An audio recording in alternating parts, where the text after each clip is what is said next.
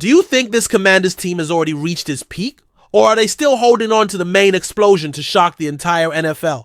Because look, what's happening in Washington isn't normal. There's a rookie who looks like a veteran, a trade that's already dividing the fan base, and a potential addition that could change everything on offense. And I'm telling you, if you thought last season was historic, just wait to see what they're cooking up now. But I want to know, do you approve of all this boldness, or is it too much? Comment below and subscribe now, because here it's straight. Talk from fan to fan. It's amazing how a name can go unnoticed by much of the national media, but inside the locker room, on the field, and behind the scenes, the impact is huge. I'm talking about Trey Amos, the cornerback the Commanders selected in the 2025 draft, who's already drawing more attention than many veterans out there. And if you think that's an exaggeration, listen to this. NFL Network analyst Bucky Brooks put Amos on his list of the top 10 player team fits in the entire draft. And he didn't say that randomly. Adam Peters, our GM, was cold and calculated. He knew that putting a pressman corner opposite Marshon Lattimore was the absolute priority. Forget talk of BPA, best player available, or raw talent. The pick was surgical. And Amos? A physical monster at 6'1" and almost 200 pounds with an aggressive mentality that fits perfectly into Joe Witt Jr.'s scheme, our defensive coordinator. The plan is simple, direct, and brutal. Lock down receivers at the line, suffocate quick, routes, and kill any attempt at a big play. And let's be honest, it's been a long time since we've seen a Commanders defense with this much identity. The arrival of Lattimore was already a landmark. But now, with Trey Amos coming in with his physical and combative profile, you start to envision a defensive system that's going to bother a lot of quarterbacks out there. Amos isn't the kind of rookie who needs adaptation. He already plays the game the way the Washington defense demands, with physicality, reading, and timing. This isn't raw talent. It's polished talent, ready for war. And it's not just me saying this. People inside the league have already said that Washington might have made one of the biggest steals of the second round. And if this kid pans out, we're talking about an elite cornerback duo with the physicality and mentality to dominate the outside of the field. This directly affects how the front seven will play, how the safeties will cover, and even how the opposing offense puts together their game plan. The impact is chain reaction. But hold on.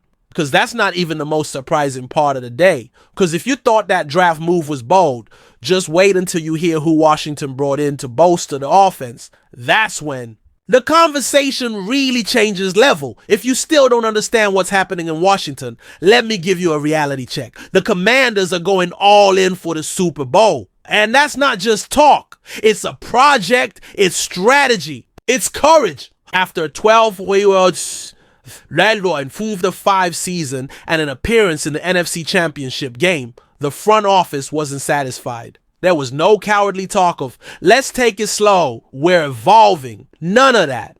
They floored the gas pedal because Jaden Daniels showed he's an elite QB. And when that happens, you change the level of the conversation. And they really did change it. Laramie Tunsil, one of the best left tackles in the NFL, arrived. The guy is a wall. He's the kind of offensive lineman who protects your franchise, literally. Forget blindside pressure. With him there, Jaden Daniels gains another second in the pocket. And a second in the NFL is the time between a game-winning pass and a hit that ends your season. Tunsil is more than just a reinforcement, he's security. And then comes the slap in the face to the league, Deebo Samuel, the most unpredictable and explosive wide receiver in the game.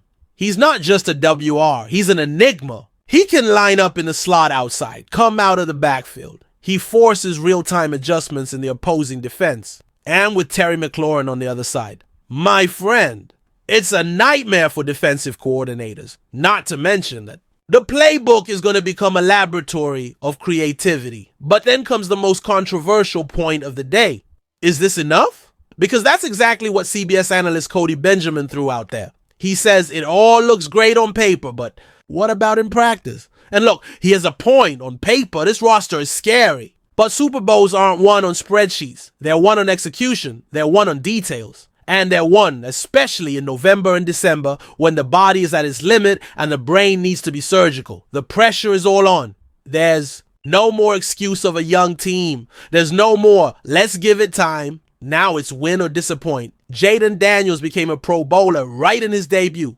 Now he has an elite offensive line, monstrous receivers, and an offensive system that just needs to work. And then I ask you, is this offense already the best in the NFC? Because the defense, with what we've shown before, is already going toe-to-toe with anyone. But hold on to that question, because what comes next could be the final piece of this. Offensive machine. There's a big name circulating in Washington, and if he arrives, everything changes. You know that missing piece in the puzzle. That last card that turns a strong team into a champion? Well, George Pickens could be exactly that for the Commanders. And before anyone says there's an exaggeration or cheap speculation, I'm going to lay out the facts. Pickens is available. The Steelers aren't going to hold on to 2 star wide receivers with massive contracts. They've already bet on DK Metcalf, and the message is clear. Pickens could be traded. And if there's a team that needs to pick up the phone now, that team is us. Let's remember, the offense already has Terry McLaurin.